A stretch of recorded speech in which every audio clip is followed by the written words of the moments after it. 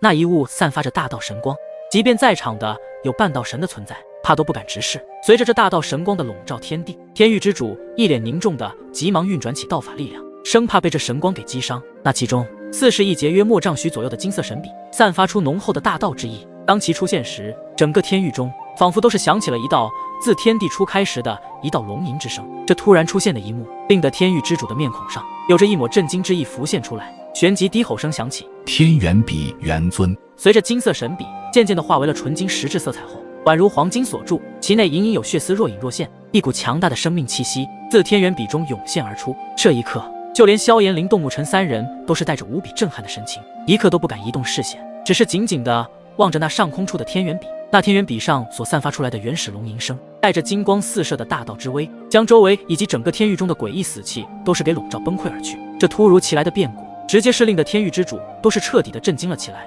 甚至他的内心都是惧怕这道金光。他猛地抬头，震惊莫名地望着某处的虚空上，那里的空间在此时被撕裂开来，无穷无尽的大道气息从其中弥漫出来。那种大道气息已经不是所谓的半道，而是真正的大咒中的完整大道，散发着一种令人感到无比绝望的危险及神圣玄奥的感觉。随着金光的消散后，一道修长人影缓步走来，他每一步的踏出，仿佛连这片空间都是在微微颤抖着，似乎是无法承受他的降临一般。一名身着黑金色衣袍的男子，身躯修长，面带微微笑容，身体的表面有着精气蒸腾，有龙气缠身，龙吟震天地，大道气运散发，引得天地异象，与天地同光，日月同寿。远远看去，犹如是一尊掌控大道之法的主神，充满着莫名可怕的威压。或许灵动和沐尘不知道此人是谁，可是萧炎却是知晓，此人便是诸神万界的大传奇，神元宫的公主元尊。萧炎小兄弟，我们又见面了。元尊的身影立于虚空，对着萧炎微笑道：“元尊前辈。”萧炎如今在元尊面前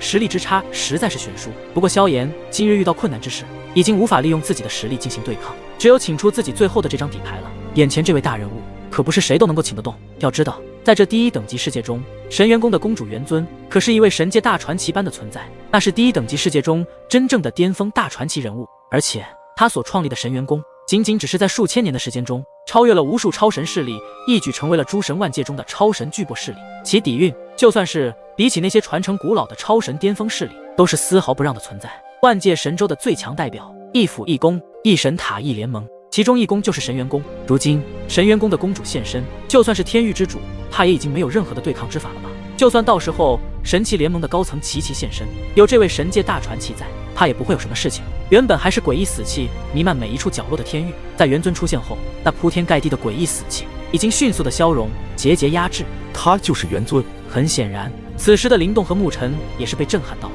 原来眼前出现的这个男人，就是当年在域外天邪神、界外天主以及卷土重来的先天神口中所说的那位元尊。看到灵动和沐尘二人那震惊的目光看向自己，元尊则是偏头看着他们，说道：“上次见你们二人的时候，还是在无量深渊，没想到今日你们的神体竟毁，只剩下被他们炼化的御魂体。不过你们身上的气息倒是非常的特别，祝福原始法身，日后只要将你们所修炼的神物力量彻底的激活出来，你们也会成为很了不得的人物。”元尊第一眼看了灵动和沐尘后，便是对其夸赞起来。看来在他的眼中，灵动和沐尘也是不亚于萧炎那般天赋的强大存在，只是说目前他们二人被炼化成御魂体，根本无法恢复他们的潜力。小辈灵动，晚辈沐尘，见过元尊前辈。很快，灵动和沐尘便是对着眼前的这位男子拱手恭敬道，毕竟对方的实力已经达到超越天位神的更高神境领域，如此大能是他们望而不及的存在。呵，无需多礼，在你们的身上我同样有着非常强大的天赋战力，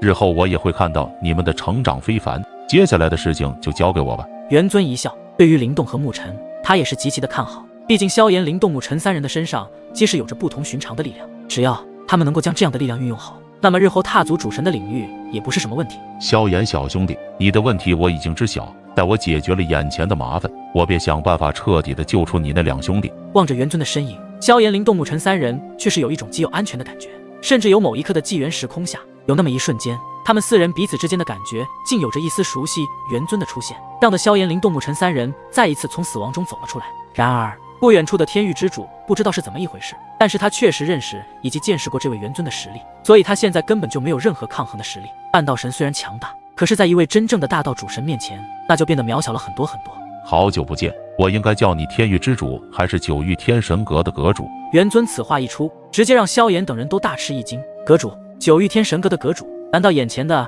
这位天域之主就是那位神秘阁主？在九域天神阁中，这位神秘阁主可从来没有出现过，也没有打理下关于九域天神阁的一切事务，因为九域天神阁的事情已经都由副阁主天龙来打理一切。